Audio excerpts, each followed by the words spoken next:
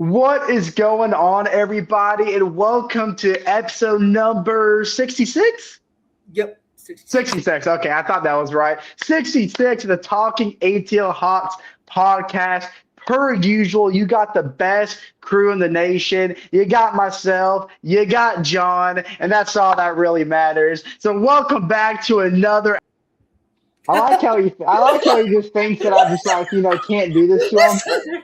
I mean, it's just like it's inevitable, man. It's kind of cute, like but he thinks that he can say that and there be no consequences. But he forgets that I have this kind of power. Do that too. He forgets that I have this authority. But I'll give him another chance. I'm sorry, Chase. You were saying my something? bad. I forgot you had the power to do that. I'll behave. My bad. Oh yeah. Don't forget. And we got Andrew Jefferson on the podcast as well. This episode is a proud sponsor of Wendy's. No, I'm just kidding. I wish it was Wendy's. And Ritz Crackers. If you want to sponsor us, we'd be more than happy to, but they are not actually a sponsor. But, we got a loaded episode to discuss. We got 3 banging Atlanta Hawks games to go over. But before we do that, y'all, we just wrapped up the NBA trade deadline. I think we can all agree that collectively this is probably one of the most chaotic NBA trade deadlines, at least in recent history. I think it was hot take. It was probably better than last year's just because of how many big trades we got. I think so. Chaotic, but a little bit underwhelming at the same time. I think by underwhelming, only because Giannis wasn't dealt, I would say. Only because Giannis or Jaw was not dealt, I would say. Exactly. But I think that made it even more chaotic, even considering the trade packages that Milwaukee got specifically from Golden State, which if you didn't see that trade, go take a look at that. It was wild that Milwaukee turned that down. And then in terms of Jaw, Memphis just said that nobody was, offering any serious trade packages for Ja Morant. And if you ask me, I think it's because of his off-court issues that other teams don't want to deal with. And hey, look, I understand. You got to, because, Buddy's missed some time because he don't know how to act off the court. Just got to be straight up. Discipline's a big thing in the big leagues, and some people just don't have it. And just ask James Pierce Jr., and then you'll understand exactly why people are hesitant. I'm just saying. Look. You got to look at the whole character. James Pierce fell in the draft because of his character issues, and now it just ruined his NFL career. I'm just saying. Off-the-court stuff matters just as much as on-the-court stuff. I'm not saying John's a bad guy. I'm not saying he's going to do anything like James Pierce did. But I'm saying that's the reason why it was so hard for teams to latch on to him, because they're just worried. They're worried that he's going to get into more trouble, and that's completely understandable. But he's a great player, and I don't think he's a bad guy. But I can't blame GMs for being a little bit cautious. Real quick, you guys. Obviously, this year's trade deadline was so active. There was one team that I could really think of that did not make a trade. Can you guys name that team? That didn't make a trade at all. Oh, I know the answer to this too. The Orlando Magic didn't make a trade, right? Nope. Right, correct state, but wrong. But which I might have given. The Heat. Oh, it was the Miami Heat. The Heat didn't make a trade. That's right. They did not make a trade, and I've read on some sources that the only reason why is because they were. I think they're waiting to get Giannis in free agency or something. Well, which is crazy because they made offers to get both Giannis and or Ja Morant, and no team accepted their offer. And that was not. I don't see how. I don't see how they would have the assets to get both. No, I'm not talking about both. I'm saying they're looking to get one or the other, but neither team accepted their trade. So yeah, there is no world they're going to get both Giannis or Ja. Apparently, Giannis is personally happy that he didn't get shipped off. Apparently, he's really happy in Milwaukee. But wait till offseason comes around and somebody offers him an absolute bag. He's going to leave Milwaukee in a heartbeat. Did y'all see that thing he posted on his Instagram after the Bucks announced that he was staying? He posted that whole Wolf of Wall Street I said that. That was legendary, bro. That was so legendary. That's what I was referring to. But Since this is a Hawks podcast, I'm gonna specifically break down all the trade acquisitions that the Atlanta Hawks made. Then I'm gonna kick it out to y'all, and y'all can kind of discuss which one was y'all's favorite, which one do y'all think was the most impactful. Um, Obviously, we already talked about this. I'm just gonna go through all of them. Of course, it was during the game when the Pelicans came to Atlanta on January 7th. Me, Andrew, and John were in attendance. That's when the Hawks shipped off Hey, Trey my, Young to the Washington Wizards hey, my in friend. Here you go. exchange for CJ McCollum and Corey Kispert. And that's what kind of got the ball rolling. Got to be honest, after that happened, I was not really expecting the Hawks to make any more moves, Yeah. but in fact, we did. And it was kind of right at the start of the deadline is when the Hawks shipped Vic Krivich off to the Portland Trailblazers for Duop Reith and two future second-round picks, where the Hawks immediately waived Duop Reith. And though Duop Reith actually has some pretty good talent, he is a pretty solid player. He has a crazy injury history, and I think the Atlanta Hawks are just tired of trying to work with players that can't stay healthy. So I think that's kind of the main. And he would have been a free agent after this season anyway. Really would have been a point. So we went ahead and waived him. But we got more draft capital, so good We for did. us. We did. And then after that, that's when the floodgates kind of opened. Starting it what we this at the start of this day, we traded Luke Kennard to the LA Lakers. No. I skipped one. Was Jock Landa? I'm not specifically going in order. Okay. My fault. No, you're good. I'm just kind of going off what I had at the top of my head. Okay.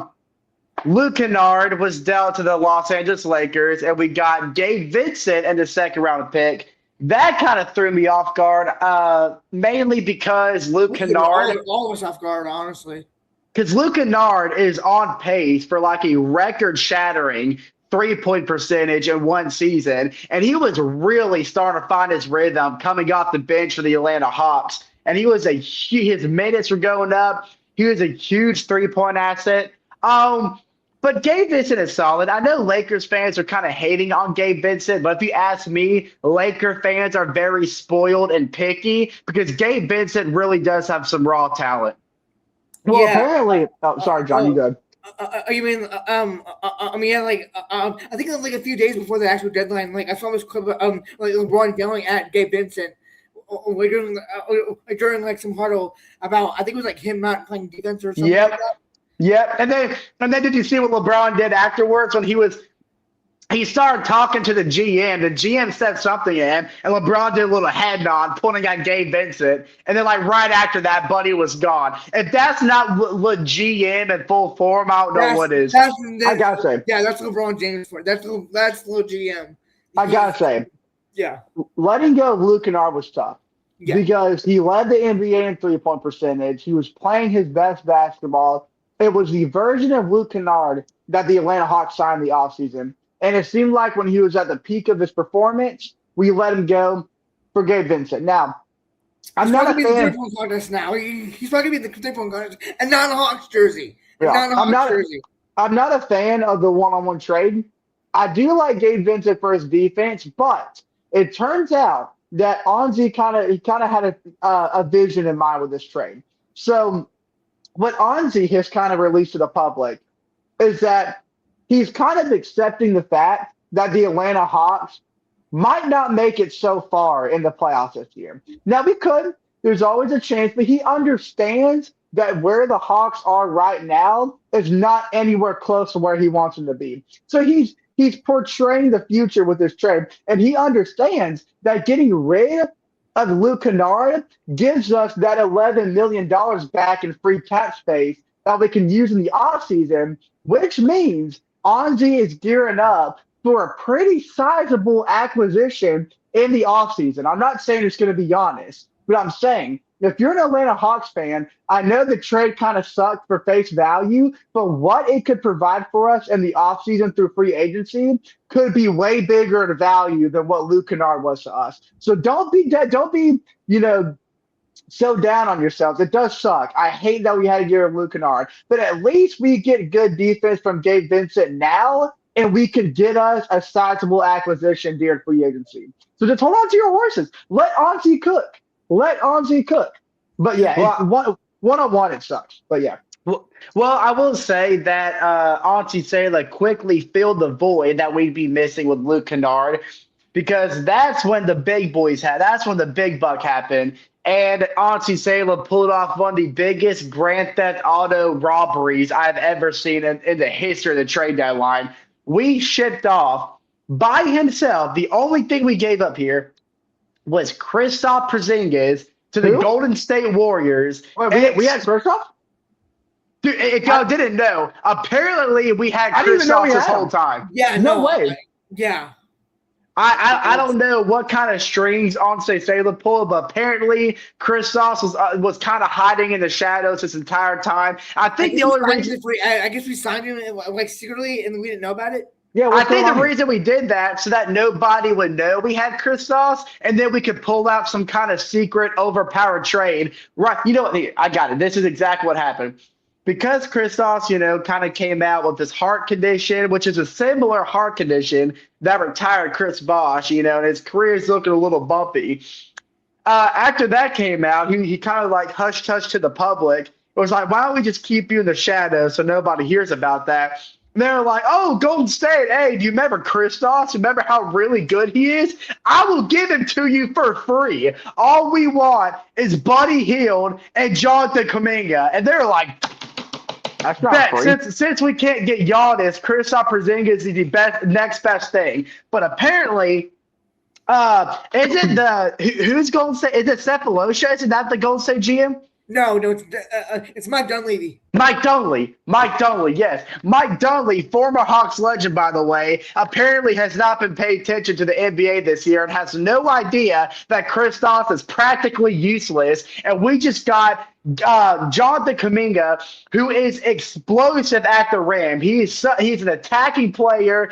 Full force at the rim. He plays phenomenal defense. And then we got Buddy Hield, who throughout his entire career, though he has dealt with a couple of injuries here and there, throughout his entire career, he's been absolutely lethal from beyond the arc. And he can come off the bench and, to me, be just as deadly as Luke Kennard was coming off the bench for the Hawks. So not only did we fill the void of losing Luke Kennard with Buddy Hield, we gained extra an explosive and great defensive player like Jonathan Kuminga basically for free because we handed off a useless Kristaps Porzingis. And then last but not least, we topped it all. I mean, this wasn't the last trade we made, but this was part of it. That was kind of like the icing on top.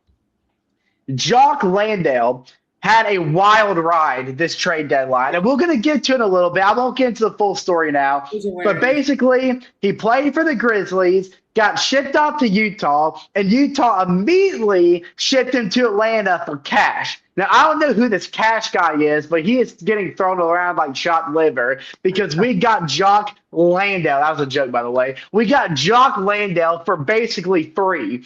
And if you want to know something about Jock Landale, just wait till we dive into his this Atlanta Hawks debut when we face the Utah Jazz this past Thursday. That was a wild ride. But I'm going to ship it off to y'all now. Whoever wants to go first, we'll start with you, Andrew. Out of all these trades that we've talked about, which one do you think is the Hawks this season, or which one was your favorite? I'll let you decide. My favorite acquisition, I think, has to be the Kuminga and Buddy Hield trade. Now, I know Jock Landale might have been the steal of the entire NBA deadline, but in terms of what I know and what I understand, is that Kristaps Porzingis was a burden to the Atlanta Hawks. And I say a burden because it feels that question of what could have been. We got Kristaps before the full details of his heart condition was released. We knew he wasn't able to play a full length of an 82-game season, but we didn't think that his stretch would run for up to 2 weeks before we'd get him for a handful of games and then had to sit him down for another 2 to 3 weeks. That's just not productive. It's inconsistent. The Hawks have dealt with this before. And the fact that Golden State had their eyes on Giannis Antetokounmpo the entire trade deadline, they offered the Milwaukee Bucks 4 future first-round picks including a 3-player package that included Draymond Green, and the Bucks said no. And their next resort was to go after, well, not even go after. They just sought after Kristaps Porzingis for a guy like Jonathan Kuminga, who though he's been injury riddled this season, we know the full extent of his injury, and it's not severe in the way that Kristaps is. So he's going to be okay. By the time All-Star break is over, he will be on the court for the Atlanta Hawks, and he's going to be such an added defensive presence inside the paint for Onyeka Okongwu, and it gives us the ability to take Zachary out of the starting five, lessen his minutes a little bit, but put him in a more productive role on the bench. Because Zachary is good when he's good. Like that last night against Charlotte, he was good. Yeah, but then the night, yeah, exactly. But then the night before against the Jazz, he was dreadful. So Zachary, he's a little inconsistent. He's going through a little identity crisis. Can you put him in a spot where he can flourish and be a true impact and let Kuminga play the 4 alongside Onyeka Okongwu at the 5? That is the inside presence defensively that the Hawks have been thirsting for. And like you said, Chase, Buddy Hield, no, he's not Luke Kennard, but he's still a great catch and shooter. And he's got more athleticism than Luke Kennard, so he can provide a little bit for us on other sides of the court, like steals, maybe a little bit of backdoor cut, because he's quick. Buddy Hield is really quick. And so it does kind of fill the void a little bit, but if anything, it adds depth to the bench. So for Hawks to get all of that added presence to our paint and to our bench for the expense of somebody that we could not use pretty much feels like an Oprah Winfrey handout. And that, to me, is the best possible scenario because I think we would have gotten nothing from Kristaps Porzingis after this season. I think he would have just walked. Someone would have picked him up in free agency, and he'd be off our hands. But the fact that we've got pieces we can actually use to develop our team for a guy that we couldn't use is a fleece and a half. And if I'm I know our older brother is a Golden State fan, and I've seen Golden State fans on social media, and they are not happy for good reason because of what could have been with Giannis, and now they have Kristaps for the expense of guys like Kuminga, who's always had this ceiling up here to the roof of his game. Now, he hasn't reached that potential yet, but knowing his potential, it's in Quinn Snyder's hands now. And I trust Quinn Snyder to get him up that ladder. So very excited about how he's going to. Yeah, and I think Atlanta is a perfect place for Kuminga to kind of flourish and become and turn into the player he's meant to be. And yeah, back to Kristaps. I mean, I don't know what kind of sales pitch that On-State Sailor used to convince Golden State to make this trade, but Buddy might be the best salesman in the entire world. But now, John, I'm going to ask you. I know the obvious answer is probably the Kristaps trade that we made in Golden State. So I'm going to say outside of that trade, what other trade do you think that the Atlanta Hawks made do you think was the most impactful or at least your favorite? I was actually going to disagree with you with what you just said, actually. I don't, which they're crazy for saying this, but we haven't seen Kuminga or Gabe doesn't play for us yet, so we don't know how they're going to gel with the team. Right, we'll only assume you're right. That actually played for us for literally 5 freaking hours after getting traded, driving 5 hours from Memphis, getting off the plane, driving 5 hours, literally didn't know where the damn locker room was. Sorry for my French. Didn't know where the dang locker room was. Literally got a jersey, put on a jersey, and then dropped a ridiculous amount in his first start for us. Jock Landale and for the package and for what we said in Memphis, like this cash for we got like that. We got that as a debut. What more could you ask for? We only had him and Mogay as our bigs. Because Double O is out with that dental issue, and then KP. I don't think he was traded. KP wasn't traded at the. KP wasn't traded at the time, but we didn't have him. So I mean, it's got to be Jock Landale for me. I mean, because he's been like the perfect like big man slash backup big man for us. Yeah, absolutely. And yeah, for those who, yeah, like John explained, I mean, Buddy had the quickest revenge game I think we've ever seen. Yeah, Memphis. That too. It was a dang revenge game because he would have been like. He would have been playing against us had Utah not flipping for freaking nutty bar at the gas station. Yeah, but so Buddy was traded to Utah. So he was actually on a flight to Utah because he wasn't going to meet them in Atlanta. He was going to meet them in Utah later, go ahead and go to the facilities, check it out, why the team played this game in Atlanta. But while he was boarding the plane, his agent texted him and said, Buddy, get off the plane right now. You just got traded to Atlanta. So he gets off the plane. He's like, now what? He's like, don't worry. Stay where you're at. Atlanta is going to send a team bus to pick you up tomorrow, and they're going to drive you down to Atlanta. And Buddy was like, tomorrow? Buddy, I want to play tonight. So Buddy hops into his truck, drives 5.5 hours from Memphis to Atlanta to play the team that just traded him on that very same night. And in that same night, on his earliest revenge game, dropped the greatest career stat he has had ever in his entire career. Yeah. I believe it was 27 points, 11 rebounds, 4 blocks, and like 3 assists. He had and don't forget the clutch gene. He had the 3 in the corner to give the Hawks the lead before Nickeil Alexander-Walker's eventual game-winning shot. But yeah, the whole moment was special. It was a very nice surprise.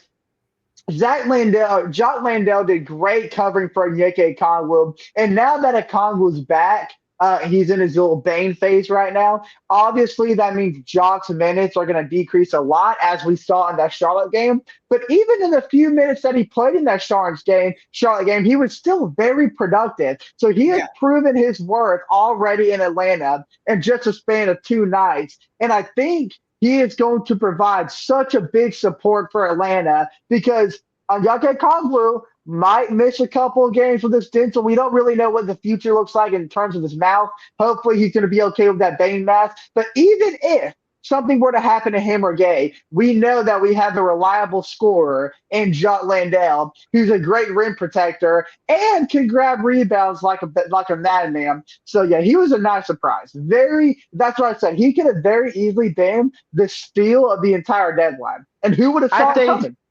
I think we're going to use him a little more than Muhammad Gay because he has more experience. Right, he got 17 minutes against the Hornets. I think we can probably expect around 15 to 20 minutes. Well, Gay didn't play. Yeah, and I would kind of expect it to be that way, which is good for Muhammad Gay. I think he still has some room to grow. So this would be a good opportunity for him to flourish his game even more because Muhammad Gay has already turned into a really solid piece. I think he could get even better. So I think this is a good opportunity for him to do so. And then we can have Okongwu the starting lineup and have Jock Landale right behind him. 2 really good defensive big men. So yeah, I think this is really a dream scenario for Atlanta in terms of the 5 spot. But I think we're already past the 20-minute mark, and we had 3 games to cover. So I think this is a perfect time to go ahead and hop into some Atlanta Hawks basketball that we had this week. Pretty solid week. We went 2-1.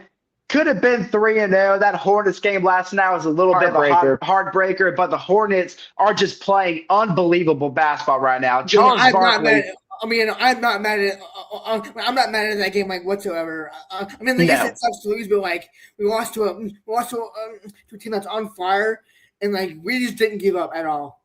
Charles Barkley might have cooked when he said that the Hornets are going to make the playoffs. I think everybody kind of laughed at him. I kind of did too for a little bit. I thought, maybe they'll make the play-in, but Charles Barkley is saying, no, not playing. I'm talking about the playoffs. And if the Hornets continue their hot streak, that could very well be a reality. And that's kind of a scary reality. But that's the way we're headed right now. But we'll Tuesday where the Atlanta Hawks started their week. Coming off a little bit of a rough stretch, definitely needed a win headed to Miami. Atlanta and Miami are very close in the playoff play-in race right now. So this is a very important road trip to Miami on Tuesday night. Atlanta Hawks desperately needed a win, and from really start to finish, the Atlanta Hawks had full control of this one.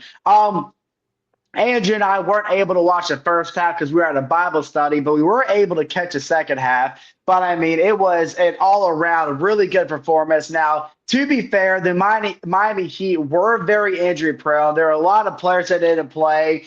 No Tyler Hero, of course, Norman uh, which, Powell. which is a big loss. No Norman Powell, who has been one of the most surprising players in the NBA this year. So No they're Andrew starting. Wiggins either. Well, I mean, Andrew Wiggins. But their lineup was Hey, very limited to. that's my fantasy player you're talking about. Andrew Wiggins have been really good for my team lately. Okay, you back off. Anyway, their starting lineup was very limited to Simon Fontino, Marion Gardner, Bam Adebayo, Davian Mitchell, and Perry Larson, which is very abnormal to the original starting five. So this was a very hit and injury-prone team that the Miami Heat were playing.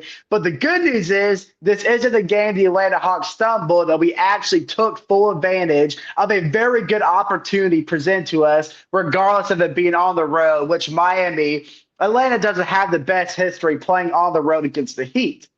Nope. This put Miami at a little bit of a size advantage because outside of Bam Adebayo, they really did have a pretty small lineup. Jalen Johnson took that to advantage and dropped his 8th triple-double of the season, 29 points, 11 rebounds, 11 assists. CJ McCollum had another masterclass off the bench, dropping 26 points. He struggled a little bit in the first half, but really popped off in the second half. Ooh. Nickeil Alexander-Walker dropped a nice little 19 points. And this is specifically a really slap in the face win for the Atlanta Hawks because this was the night the Miami Heat were celebrating their 20th anniversary of their 2006 NBA championship. I mean, And there happened to be a basketball game in the middle of that. I didn't know that. Believe it or not, they had celebrities in the crowd. They had Shaquille O'Neal, Dwayne Wade, a bunch of other players that were on that team.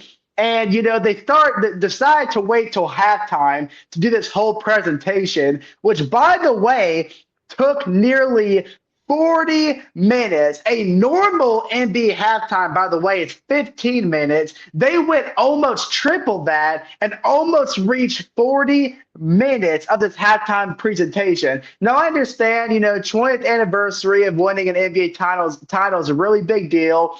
They had a team in the crowd. They were, they raised the banner down so everybody could see it. It was a big ordeal, and I get it. Listen, I'm not trying to be a party pooper, but even Bob Raffin and Dominique were starting to get a little aggravated at how long this halftime was taking, mainly because the Atlanta Hawks had such a dominant first half.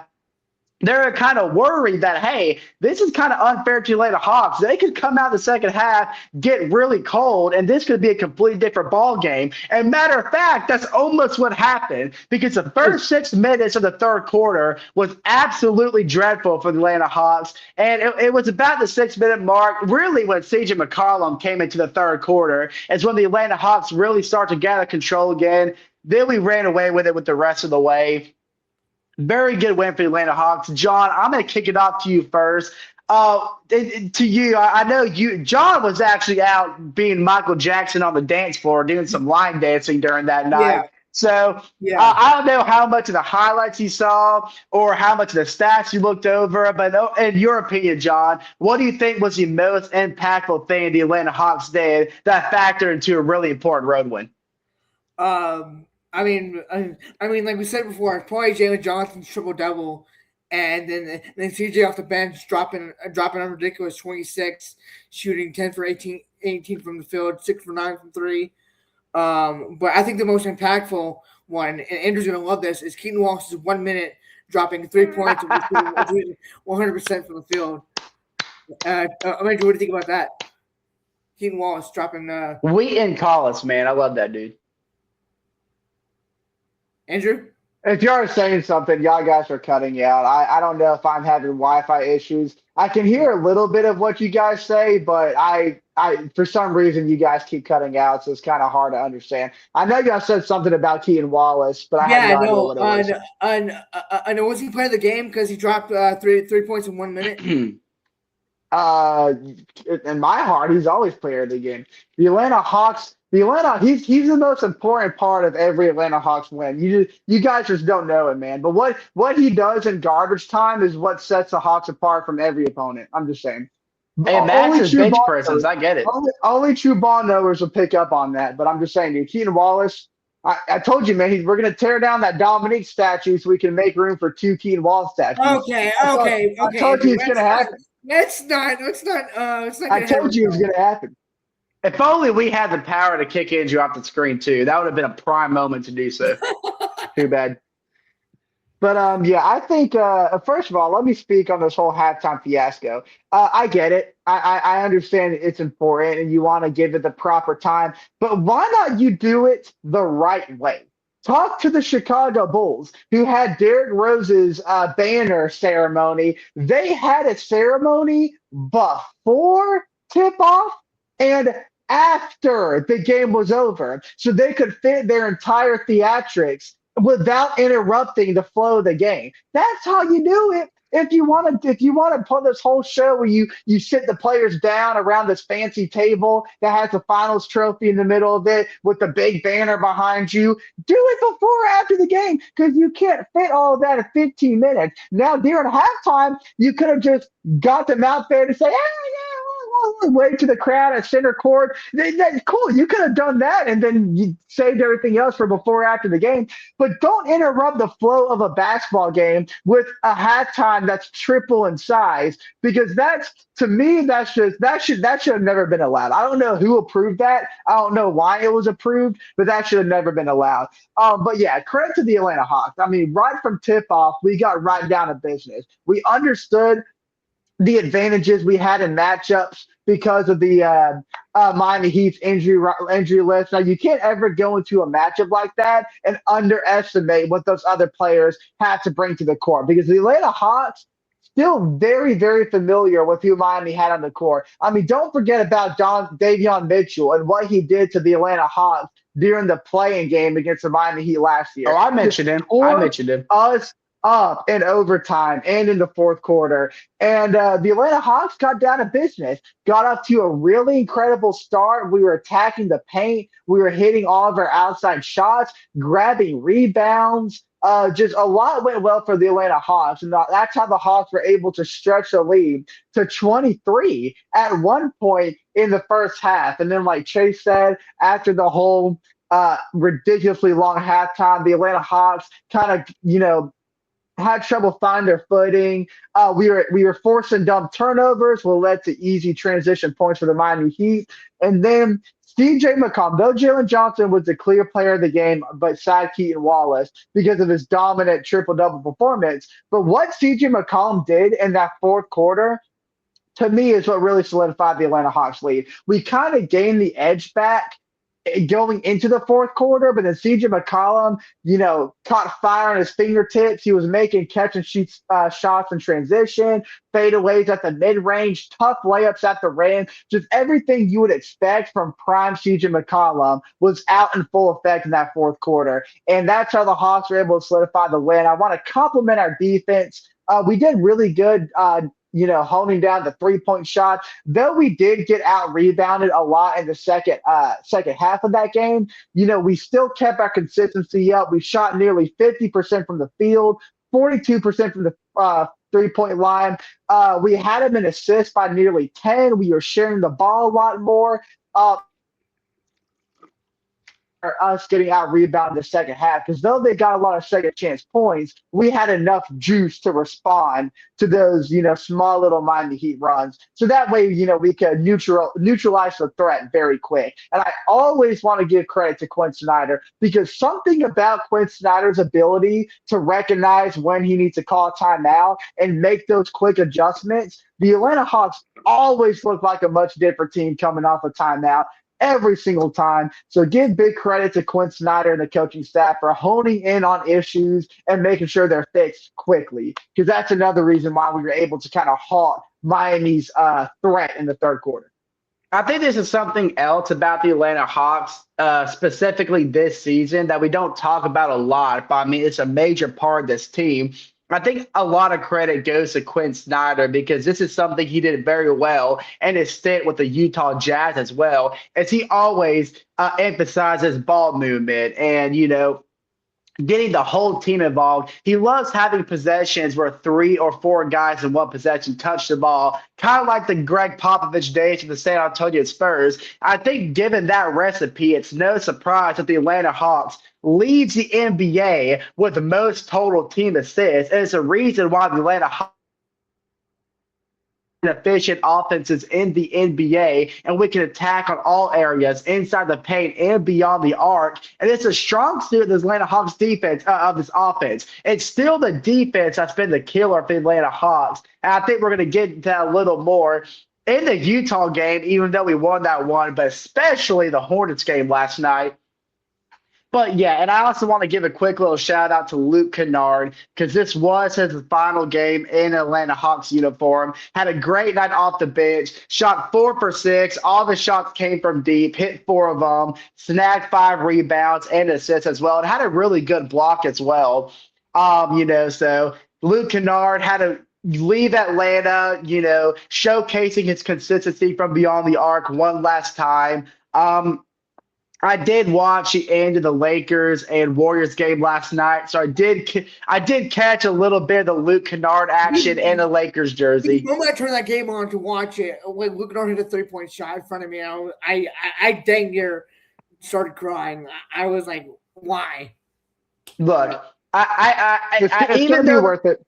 Even though the move is a little confusing, like Angie said, overall, I think big picture wise, it's going to be worth it.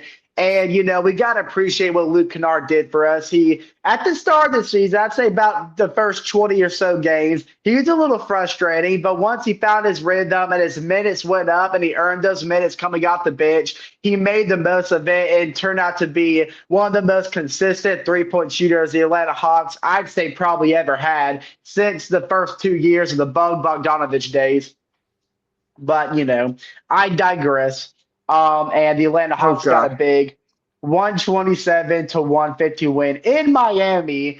And then we had a little day break on Wednesday and then came back home Thursday night to face the Utah Jazz. And Andrew, I'm going to start off with you, man. Kind of break down the chaotic and exciting night in the A in front of a packed State Farm Arena and a game we like to call the Jock Ice Landale game. I know it might be a little too soon, but a lot of people are already starting to call him Ice Landale. I kind of rock with it. I think his debut kind of earned him that nickname. I digress. I don't know why I'm saying that a lot, but Andrew, I'm going to kick it off to you first and open up that one. Yeah, I mean, it's exactly what you guys said about Jock Landale. His journey to get to Atlanta was really something we've never heard before. And I respect the dedication of wanting to be like, no, I don't want to miss this game. If I play for the Hawks now, I want to play for the Hawks now. So he did that. He got himself to the stadium in time for warm-ups, in time for Quinn to introduce him to the team, set the lineups, even though he had no idea where the locker room was. Do you think a little bit of it was Do you think a little bit of it was personal? Do you think he kind of like was extra motivated to play that night because he was playing the Utah Jazz who traded him in a heartbeat for cash? Do you think a little bit of it was personal? I think so. Because you take a look at what he did in Memphis, his numbers in Memphis were actually pretty solid. So he's always been a great defender. He's always been a great defender. Maybe some of that, like also like it was Memphis to Atlanta, and that's really not a far drive at all. It was 5 hours. So, I mean, it's like, had the coach. Had he gotten there like later on that night and was able to like practice and like show the coach what he can do in practice, he probably wouldn't have played. I mean, but since he got there like in time to like get a jersey number, like practice with the team. I mean, Quinn Parks said no Kong, but no KP. We only have Mogay and Christian Coloca. Why not play Jock tonight? I'm like me. I'm surprised that we started him. Honestly, I'm surprised that we didn't start Mogay. I mean, listen, I understand it's not a far drive, but listen, I gotta be honest. There's 75% of the players in the NBA would not have drove down on the same day to play that night. That's Yeah, why I have a little added respect to John Landale, even though it wasn't even a far drive. But yeah, I think it is a little bit of personal because his numbers in Memphis were very solid. So for the Jazz to go out there and grab him and recognize the talent he had in Memphis and to say, you know what? You're not really worth much. We just want extra cash and told him to get off our plane and go somewhere else. Yes, I think it was very personal. And I think that's why he made it a point of him wanting to play that now, even though he probably wanted to play regardless. I think that was just some added motivation. But yeah, Utah, we understand what happens when the Hawks play the Jazz. You take a look at what happened last year in Utah, the whole Trae Young and Colin Sexton battle that ended in a Trent half-court buzzer beater. Then you take a look at what happened in Utah earlier this year in the midst of the Hawks' undefeated West Coast trip early in the year. The second to last game was in Utah. It was a back and forth battle. Jalen Johnson had easily, still to this day, the best performance in Atlanta Hawks jersey. And of course, we all know what happens when the Atlanta Hawks go toe to toe with the Utah Jazz because they've got a little bit of a sharpshooter in the form of a big. Laurie Markkinen just does not seem to disappoint ever, but especially when he's playing the Atlanta Hawks. And that's the exact same battle we got. Another monster triple double from Jalen Johnson. It was his ninth of the season. Laurie Markkinen was lights out. Of course, Ace Bailey for the Utah Jazz has been a big name that's been floating around his rookie season. But even him and Isaiah Collier, who's been really big pieces for the Utah Jazz, were really shut down in the first half. And then in the second half, they both combined for nearly 55 points, which is the reason why the Hawks had a lot of struggles honing down on closing out that game against the Jazz because we had stretches where the Atlanta Hawks really should have tightened, squeezed the lid shut. But rebounding was a really big problem because look, the Hawks only the biggest lead we ever had was 5. I mean, the Hawks were never, ever able to get separation. And that's why there was a total of 22 lead changes in this game. And rebounding was another big factor. Kyle Filipowski for the Utah Jazz. I mean, good Lord, that dude grabbed 17 freaking rebounds, and it felt like it. But Jalen Johnson counteract that, grabbing 16 boards himself. But it was we just couldn't rebound that game. Like that really made me mad because we couldn't rebound the ball. Yes, especially at the end of the game in that one possession in the final 3 minutes where the Utah Jazz. I almost broke my computer. That's how mad I was. I was like, grab a rebound. Like, come on. Yeah, but then the Hawks defense locked down. We prevent them from scoring, and that's what led to Nickeil Alexander-Walker's fadeaway midi at the end of the game that bounced around like Kawhi Leonard's shot against the 76ers. And it was just a fun game, a very stressful game, but exactly what you'd expect from the Atlanta Hawks against the Utah Jazz. Big win, got our second win in a row. And I guess I'll flip it to you, John. I know we've kind of talked a little bit about John Landale, but there's a lot of other factors like a Court Tespert had probably one of his best games in a Hawks jersey. Why don't you kind of touch on those performances a little bit? Yeah, but to start it off, like Jalen Johnson again, who struggled quite a bit, didn't make a 3-point shot, but finished the game with 22 points, 16 boards, 15 assists, dishing it out there, finishing 9 for 19 from the field with 22 points. Zachary had a bit of a stinker. He's shooting over 8, a little bit. 4. Only 6 rebounds, which is pretty solid. John Landale, like we mentioned, 26 points, 10 for 14 from the field, 5 for 8 from 3, 11 boards, 5 assists.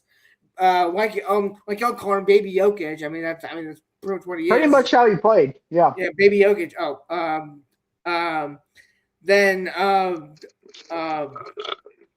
No, 23 points, 9 for 15, the game winner. 2 rebounds. I'm over 3 from 3.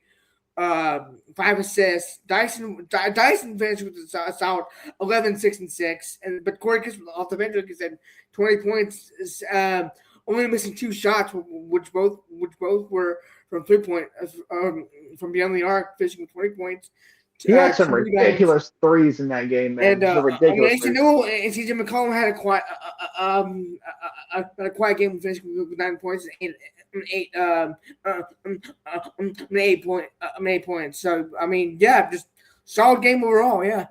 And look, the Jazz. I mean, I don't want to say like it's not like this is one of those games where I was aggravated that it was so close because the Jazz roster wise has one of the sneakiest rosters in the Western Conference. They have a lot of young talent. If you're a Utah Jazz fan, I give you a nod and I got to let you know you should have a lot of comfort in this future because I love the direction that franchise is heading. But they're in a really weird spot right now, especially after the NBA trade deadline. And I think the Atlanta Hawks played them at the perfect time because they're in a period where they're very short on who they could play because they are still waiting for their acquisitions to come in, like Jaren Jackson Jr.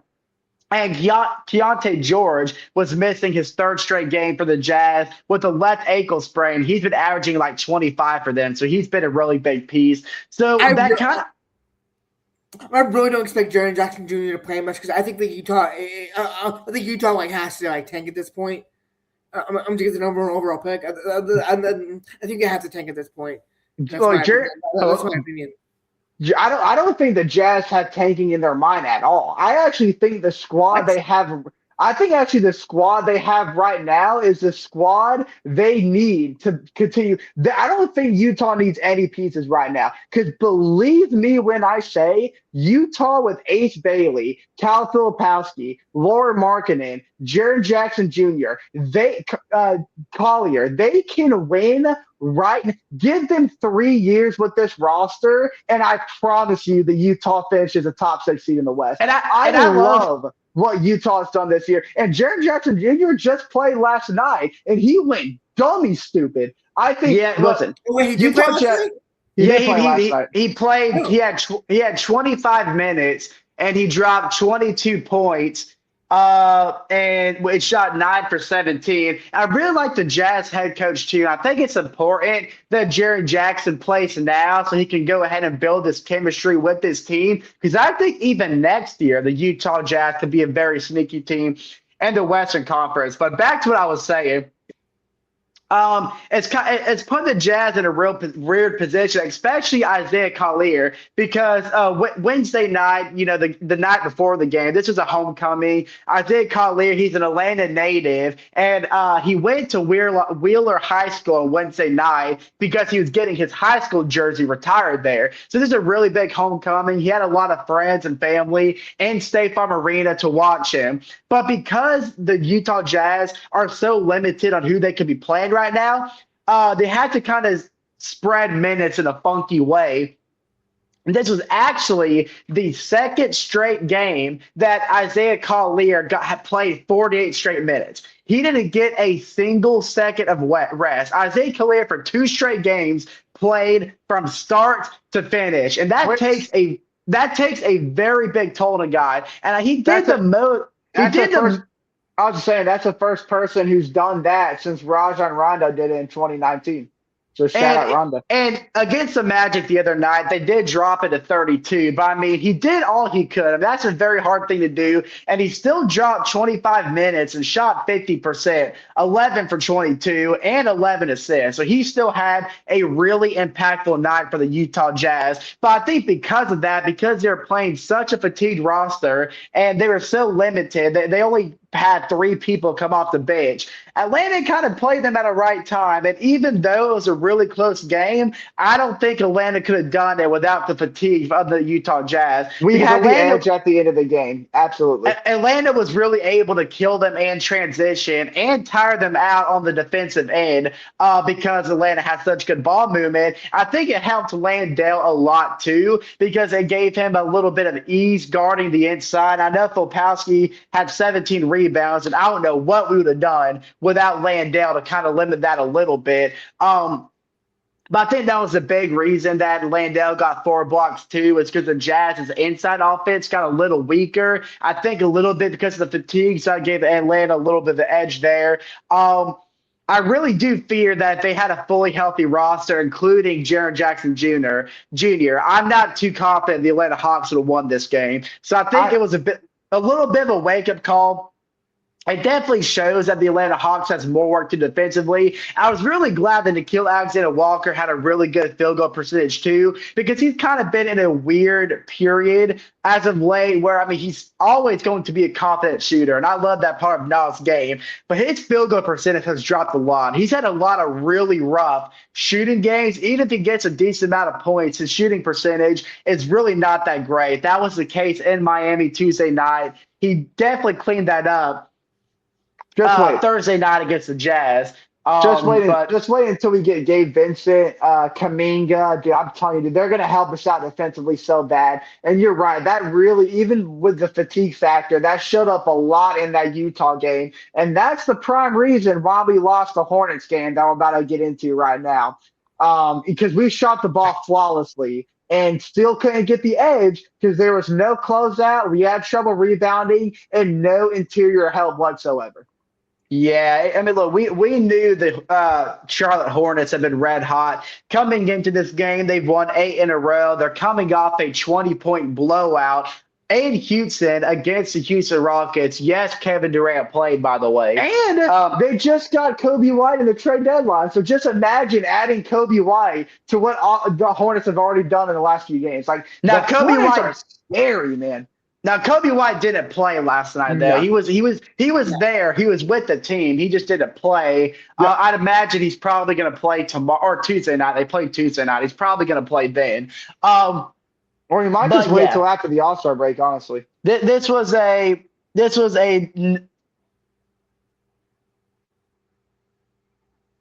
Hello? Stuff for a minute. My Wi-Fi kind of crashed a little bit. We're back to it. To it. Yeah, this was a very frustrating game for the Atlanta Hawks, especially because, to me, they're in a really good position at halftime. LaMelo Ball, he's finally gotten healthy. I think that's a big reason the Charlotte Hornets are the way they are. It's because for a long time now, at least for the whole month of January and so far this February, they've been completely healthy, no injuries to deal with, and LaMelo Ball has just been just as dominant as he always is. And he's been the heavy engine. He's been the horse behind the Charlotte Hornets, but the Atlanta Hawks did such a great job defensively, shutting him down in the first half. So even though we were tied at 60 at halftime, I really did feel like the Atlanta Hawks were in a really good position because of how much they are limiting LaMelo Ball. Now, the Charlotte Hornets are loaded with shooters. Brandon Miller, though he shot the ball horribly, he had a lot of really big threes, especially in that second half of the Charlotte Hornets. Knuple is one of the most annoying players the Atlanta Hawks have ever faced. He just does not miss from deep. He shot 8 for 15. He's probably winning Rookie of the Year. That's my pick, honestly. I think so too. And that's over Cooper Flag too. Miles Bridges has always been an annoying player to play because he's so explosive at the rim. He has a crazy vertical and he has such a physical inside presence. But that was the story of the first half. And then we already knew that. We were going to have problems with Knuple, problems with Brandon Miller. Conkburner, was the problem in the paint. He had a lot of really big rebounds. Masu Devontae had a lot of really big rebounds. That is a perfect time to show Onyeka Okongwu on screen because in a little bit, John, I'm gonna kick. I don't know. Did you see the little scuffle between Okongwu and Devontae, John? I did. Yeah, I did. I watched it. Okay. Yeah. So I'm going to kick it off to you here in a little bit to kind of break that down. But in the second half is when the script flipped because everything stayed the same. Knuple still lights out from deep. Devontae was killing us on boards. The Hornets killed us on rebounds. But LaMelo Ball came to life, and he became a problem. That was the difference maker in the second half. And he ended up shooting 7 for 20. He dropped 19 points. He had 9 assists. His ball movement got really good. And Jalen Johnson was just 1 rebound short, 2 assists away from his 11th triple-double a year. And you mentioned it earlier, Zachary Ricochet had a really big night against the Charlotte Hornets. Much needed night. And the fourth quarter came around, and the Atlanta Hawks and the Charlotte Hornets were just trading buckets. Kind of just But like juggling I'm two sorry. balls, right? I said we were tied at halftime, but I actually believe, if I remember, the Atlanta Hawks were down by 8 Yeah, at we halftime. no. We were down by 8. We were down by 8. Third quarter, we were down Yeah, by 8. we were down by 8. That time we were tied. Yeah, No, we were down by 8. Yeah, we were down by 2 at halftime because they yeah, had yeah. that one. No, we weren't. No. It was tied. No, we were tied. No. We were tied at halftime, and we were down by 8 heading into the fourth quarter. Because Bob Rathman was saying something about like that the reporter like not being able to like do the halftime report with Zach, like if we were down. There was something like that. I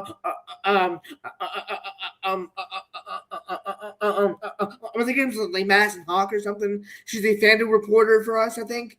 It was, but Bridges hit the buzzer beater at the mid-range buzzer beater to get them up by 2 at halftime. No, we won the first quarter by 3, and they won the second quarter by 3. Andrew, I promise you, it was tied at 60 at half. Well, I'm not saying you're wrong, but does that mean that they took away that buzzer? Because he did hit a buzzer beater, so I guess they took it away because maybe he didn't get off on time.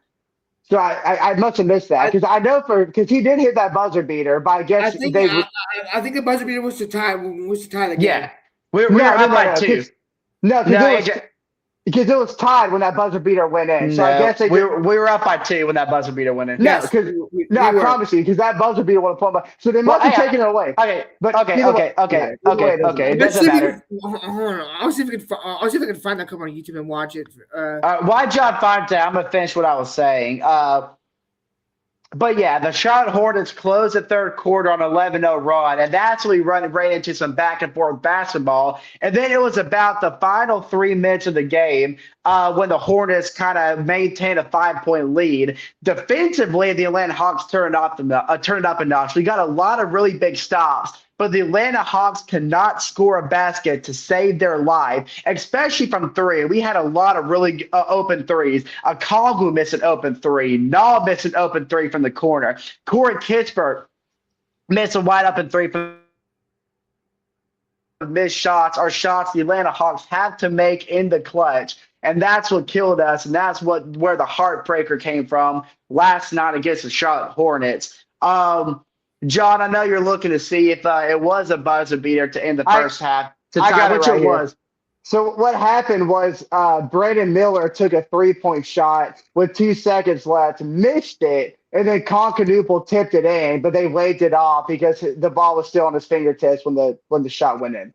So that's why it was tied. But that tipping would have put them up by 2. Okay. So that's why I thought they were up by 2 because I didn't know they waved that shot off. But it doesn't matter. It doesn't matter. Yeah. But John, I'm gonna kick it off to you now because it was about halfway through the game when there's a little bit of a scuffle between Bane, a.k.a. Aneke Kongwu, and the Hornets big man, who's really took a big step up this season, Masu Debonte. And, John, I'm going to let you break it down. But to sum it up real quick, it was really nothing. There was really nothing much there. It was a bunch of hand fighting that Debonte took over the line. John, I know you're watching the game. You saw it in action. To kind of break down what happened there and kind of what escalated afterwards. Yeah, so I think like someone got fouled and Bane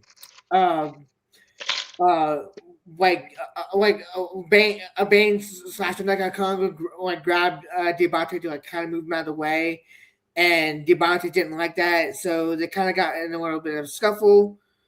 And so basically Debonte is a hothead who just was trying to pick a fight with Bane, and I mean, like, you've seen the Batman movies. You don't want to pick a fight with Bane unless you're Batman. And even Bane. Not Batman. Hey, even Bane broke Batman's back, man. So I don't even know if Batman wanted to take a fight with him. Exactly. It seems like a Kongwu always gives him scuffles with the Charlotte Hornets. I mean, we know what happened when we were in Charlotte last time between the Chino Hill, teammates, Kongwu and LaMelo Ball. Unfortunately, LaMelo Ball had the last laugh, and he had the last laugh in this matchup as well. Noah Congo shut him down in the first half, where Melo really found his stride in the second. Yeah, and I think it's just one of those games because the Hawks shot incredible. I mean, both teams were lights out from three. I think both teams actually finished with 18 threes. Maybe the Hornets had 19. I'll pull up the game chart so I can give you an accurate. Uh, Both at 18. Both had 18. Okay, that's what I thought. Yeah, so both teams had 18 threes. Both teams were lights out. Canoopel, I think I'm right with you guys. I think he's going to win Rookie of the Year purely because of his sharpshooting abilities, and that's what he got that same edge in Charlotte against us a few weeks back, and the same story tonight. But it all comes from closeouts. I mean, there's like even Grant Williams, the newly acquired Grant Williams of the Charlotte Hornets, hit a big three in the fourth quarter that put him up by 2 possessions simply because there's no effort to close out. And that's been a revolving door for the Atlanta Hawks all season long. And you mix that in with their lack of ability to stop inside scoring. I mean, the second half, LaMelo Ball never really had any consistency from the three-point line, but he was able to easily get to the rim every single time simply through bouncing off screens because we just don't have that kind of support in the paint. A Kongwu can't do everything by himself. And that's why we need a guy like Kuminga at his side at the 4 spot. So that way there's that added inside presence and we can force some more kickouts. Because, listen, even Jalen Johnson, when he's guarding the post and Okongwu's there for the rebound and we kick out, that's when we got to have our other guys like Dyson Daniels have 3-point shots, but you just don't see that on a consistent basis. And when you're playing a team as hot as the Hornets, as good of a shooting team as Charlotte, you can't afford not to close out and then not have at least some kind of inside presence at the same time. It's going to make it way too easy for Charlotte to score those important baskets, because even though the Hawks had constant what's the word I'm looking for? Answers to what the Charlotte did on their offense side of the rim, which kept us in the game for the most part. We were never really ever to get over that last hump to give us that lead in the fourth quarter. Because again, we made it way too easy on Charlotte, and right now they're way too good of a team to be giving us too many easy opportunities. That and the Atlanta Hawks did get cold. We had like a 4-minute stretch. We didn't make a single field goal in the fourth quarter, and they were easy shots. There's really nothing you can do about that. But that's just an added reason why the Atlanta Hawks have to tighten up on defense to make up for the stretches where we're not scoring the ball. Because they're going to happen. Well, it's inevitable. Well, we did. I mean, like I mentioned, like during that stretch in the fourth quarter where we couldn't make a shot, our defense helped us and gave us a lot of really big stops. We just had no answer on the other end, and that's where the inconsistency of the Atlanta Hawks come from. Charlotte the entire night. The only thing that really drowned us was that 11-0 run that they went on to end the third quarter. And if you take that away, we probably went to overtime, and who knows what happened there. But I mean, the Hawks, that's happened to the Hawks many times this season. I mean, even throw back to the Portland game, the Atlanta Hawks kept pace with the Trailblazers when we lost that game in Portland. It was just that big run they went on at the end of the third quarter that lost us the game. And it's just that bit of inconsistency and those little stretches where the Atlanta Hawks start to lose control, our control slips from our grasp. It's those moments that the Atlanta Hawks kind of have to learn to hone down on. And when our offense gets that cold and that inconsistent, our defense needs to pick up the slack and help them in those times, in those moments, because it happens more often than it really needs to. And that's just where the frustration comes in. Indeed. Yeah. But yeah, so that I mean, the Atlanta Hawks went 2-1 this past week. It was still a positive week overall, and now I cannot be mad at that game last night. That game was just too good to be mad at the loss. Yeah, we put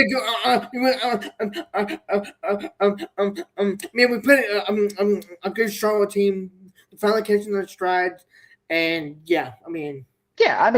Nothing to hang your head low about. But so the Atlanta Hawks, went 1-1 in their 2-game homestand. And we got the NBA All-Star break right around the corner. So we open a 3-game road trip tomorrow, Monday night in Minnesota. And then we play the Hornets on the road on Wednesday before we hit the All-Star break. A little bit of a get back. And then we'll come back the 19th, finish a road trip in Philly, and then we'll come back home that next Friday to face the Miami Heat. So hopefully the Atlanta Hawks can win these next two, and maybe we'll be 500 coming into All-Star break. Take your little rest, and then hopefully we can hit the ground running and kind of shift the momentum for the rest of this season. But before we end this episode, y'all have any other closing remarks? We're excited to see Jalen ball out on the All-Star break, I guess. Heck Who do yeah. y'all think? It is Super Bowl. Hey, happy Super Bowl Sunday, by the way. Yeah. I guess we could go ahead and ask the crew who's y'all's Super Bowl winners tonight. I got the Seahawks. I think it's going to be close. I think it's going to be a close game, but about towards the end of the third quarter, I think the Seahawks are going to pull away and they'll end up winning convincingly. Give me New England. I just I have some friends that are Patriots fans, so I gotta root for them. I do love me some Drake May. Plus Arkansas legend Hunter Henry. I miss the Titans and the Patriots, so I gotta root for him. So Listen, Vrabel's a smart coach. He's going to make it a good battle. Look, you can say all you want about the Patriots having an easy path to the playoffs, this and that. They're a great team. Drake Patriots Mason. are part of football. We can't really help that Bo Nix got hurt. I do believe that Denver would have won that game. And the Chargers. Drake. Chargers has a really explosive offense, and the Patriots absolutely shut down Justin Herbert in that offense. So you can't really just say it was an easy path to the playoffs. The New England handled business where they needed to. And same with C.J. Stroud and the Texans. But anyways, Vrabel's a smart head coach. Dre May's the second best quarterback in the league this year. It's going to be a close game. But I think Seattle overall, that's not quarterback. And I do think it's going to be, I think kind of like Chase, it's going to be a close battle, but I think Seattle still wins by 2 scores. They're going to score a late touchdown that's going to solidify the win. So give me the Seahawks, but it's going to be it's not going to be a blowout like I've heard some people predict. Well, only time will tell, but I hope all of y'all enjoy y'all Super Bowl Sunday, and we will be right back this time next week breaking down the T-Wolves and Hornets game, and we'll see how the All-Star festivities go. Maybe it won't be as bad as people are predicting. I'm not sure what's going on, but we're going in circles on the screen. But I just figured out how to do that. I'm about to say I didn't know if that was my screen glitching out or what was going on. But as we rotate, for myself, John, and Andrew, we will see you in the next episode.